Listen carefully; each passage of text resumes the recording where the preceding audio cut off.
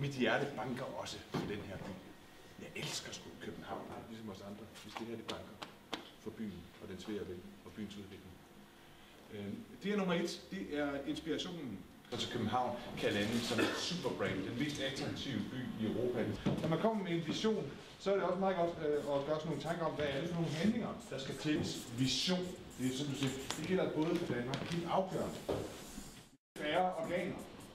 Altså ikke et ondt ord om Copenhagen, Capacity og Wonderful Copenhagen osv. Så bliver det helt tilfældigt en gastronomisk indgang til København.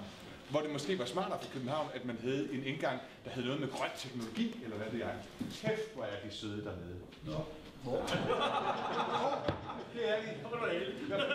Når jeg kommer med mit åbne sind, der bliver talt meget om, hvor vigtigt det er at have en fælles vision. Så er der noget med at hver værdierne, don't tell it, show it. Men vi sidder og markeret flere gange, men I har på den anden side også været på. Her møder du en god ramme om livet.